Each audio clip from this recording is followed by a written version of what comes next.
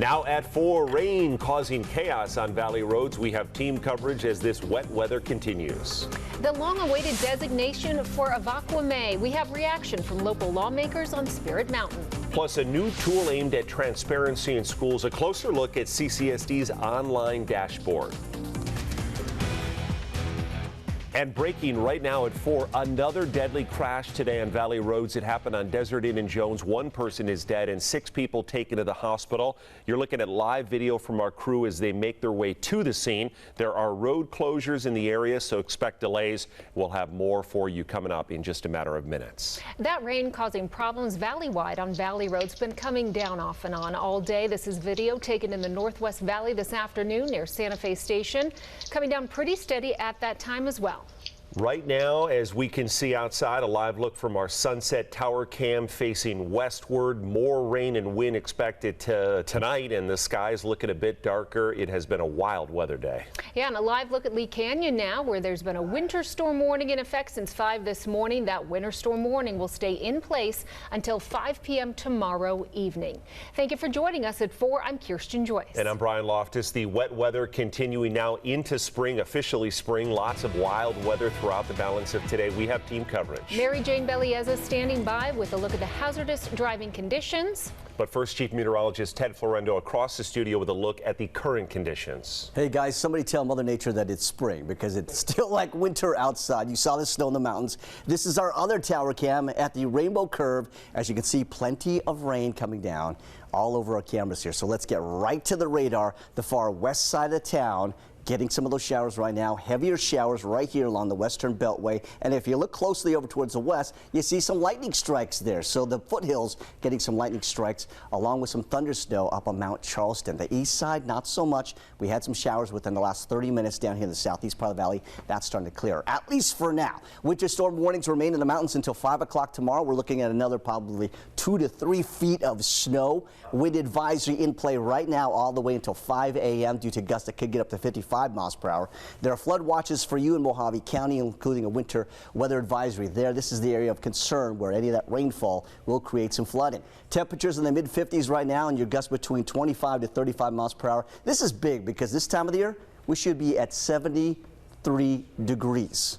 We're not seeing that outside right now. More chances for showers and thunderstorms in the forecast. Winds will increase, unfortunately, and it won't feel like spring in that 8-day forecast. I'll show you that and more coming up. In the meanwhile, the wet weather creating some hazardous driving conditions. Mary Jane Bellieza, my colleague, she's live now with more. MJ, how's the look out there? Ted, thanks so much. As you know, it has been on and off with these showers, and if you are headed outdoors, well, this might impact your commute, of course, as the rain can create low visibility and impact travel flow. Rain, slick roads, and fast drivers are a recipe for disaster. Nevada State Police tweeting out deadly crashes across the valley and advising drivers to slow down. According to the Federal Highway Administration, 21% of vehicle crashes each year in the United States are weather-related. Of those crashes, 73% were linked to wet pavement and 46% due to rain. You have to keep a longer distance between the car ahead of you. You have to anticipate. If you accelerate, the car will slip. Changing lanes, you have to do it more careful. So it's a lot of factors that people need to pay attention when they drive in rain. Victor Butnari, owner of Universal Motor Cars, says he sees more cars come into his shop after the rain. People get in a wreck, the cars are slippery, and Vegas, like the asphalt, releases a lot of grease. And it's an increase of numbers after the rain. He recommends to maintain your windshield wipers and to double check your tire tread. Minimum on the rain, it's recommended to be the 432s, but more than that, it's recommended. The key is the tires. That's why the cars slip, especially when they brake, when they accelerate and cause an accident. Meteorologist John Adair from the National Weather Service in Las Vegas has been busy tracking the weather and forecasting what else is to come. But it does look like even next week there's another potential large Pacific system looming way out beyond a week, but we are looking at it. So we're not even done yet. It doesn't look like it. No, the active Pacific storm pattern continues. And with the possibility of more rain on the way next week, this is the perfect time to make sure you're replacing your windshield wipers and checking your tire tread. And remember to please slow down. I even saw an accident on my way to work. I was stuck in traffic because of that. So please remember to take it easy if you're out on the road. Reporting live, Mary Jane Bielieza, 8 News Now. I was in some of that traffic too, Mary Jane. Not just the roads, all that wild weather causing a lot of delays and cancellations at the airport. Last check, FlightAware showing 464 total delays at Harry Reid in the last 24 hours, 72 cancellations. Always make sure you check your reservation before you head to the airport. Since we're getting rain, the Southern Nevada Water Authority urging everyone to shut off landscape irrigation systems for the next week. Cutting back on watering during the cool, rainy weather certainly saves the valley thousands of gallons of water and can also help save you money on your monthly water bill. Make sure you keep it here on 8 News Now for all of your breaking weather updates and forecasts. Our team has been rated most accurate 9 years in a row. The federal government is announcing the designation of new national monuments, including one right here in Southern Nevada. The White House says this is part of an effort to conserve U.S. land and water. Hannah Brandt has the details. Brian, Kirsten, for decades, Native American tribes have been fighting to protect Avi Kwame. Now the president is rewarding that fight. Avi Kwame is a desert mountain area in southern Nevada that spans more than 500,000 acres. It's a place of reverence, it's a place of spirituality, and it's a place of healing. Now President Biden is designating it as a national monument. The Fort Mojave Indian tribe is applauding the move. It is a place we know as our creation. It is the beginning of our traditional songs, and it is the place that Native nations throughout the Southwest hold sacred. Secretary Deb Haaland, who's Native American herself, got emotional while talking about how the Biden administration is making strides for the community. We're incorporating Indigenous knowledge and honoring tribes for their role in stewarding our lands and waters since time immemorial. The Biden administration also announced the designation of Kastner Range as a national monument. It's a spot in El Paso, Texas, that used to be a training site for the U.S. Army. Now we'll clear the area of old munitions, create access to the outdoors for communities and parks, and we're going to green spaces that are harder and harder to find. The Biden administration says these announcements move them closer to their goal of conserving 30% of U.S. lands and waters by the year 2030. Our country's natural treasures define our identity as a nation. And the Biden administration says their mission is especially urgent as they try to tackle climate change. Our conservation work is so important.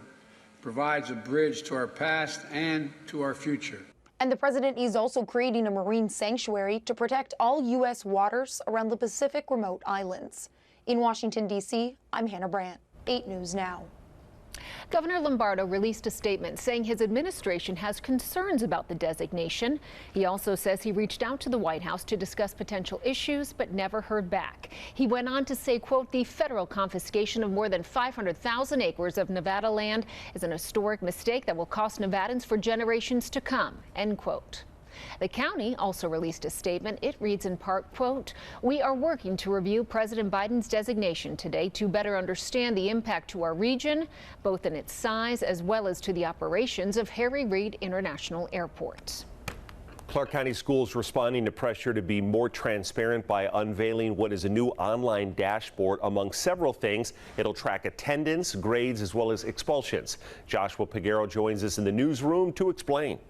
Hello, Brian. The district didn't give a specific answer when asked how much the dashboard will cost. They say this is an effort to keep the public updated constantly on how the district and each of its schools is doing. The district is using COVID relief dollars called ESSER funds, and according to the state, the district has $561 million that it hasn't spent yet. This new dashboard doesn't track violence in the schools, which was the focus of a hearing last week in Carson City. Today, Superintendent Dr. Jesus Jara addressed that. We've been working on for quite some time about issues that are in the community that are walking onto our campuses. So this is an overall community challenge for all of us. It's not something that is just owned by the school district, but it is happening in our schools, so we're dealing with it. Now, the website is currently active for anyone in the public to use. You can see district-wide results for state exams starting from kindergarten, and the dashboard is available in 3 different languages, English, Spanish, and Tagalog, and the data will be updated after it's gone before the Board of Trustees. Brian? Joshua, thank you. Now, the dashboard, not only the thing top of mind today, apparently there was a heated exchange between the superintendent and members of the media regarding the Durango High School incident. Now, this is video of that incident between CCSD police and students back in February. Joshua will join us again in half an hour to show us what exactly happened. We're learning more about an attack on a bus that left several people hurt in the Southwest Valley. It happened about 7 p.m. last night on Durango and Blue Diamond. Metro Police say 29-year-old Alan McFarland attacked the bus security officer with rocks and a trash can.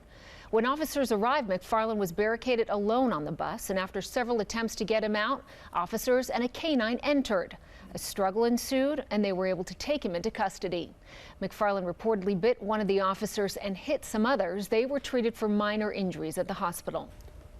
Nevada leading the nation with the most cases of a dangerous fungal infection. According to the CDC, there have been nearly 385 cases of C. auris, also known as Candida. The fungus can cause deadly infections. It is resistant to standard antifungal drugs. Doctors say it can also be hard to test for. Those who get it are hospitalized long term. Typically, people with compromised immune systems, patients with invasive medical devices are most vulnerable. To learn more about this fungus and find the case count for all 50 states, you can follow us over on our Facebook page. Next at 4, our coverage on rental assistance continues. 8 News Now works to get answers from the chat program as more Valley residents are on the verge of losing their homes. And also a new look at Formula One grandstands. We'll tell you how much a ticket for the newly released West Harmon Zone will set you back. You're watching 8 News Now at 4. We are live, local, now.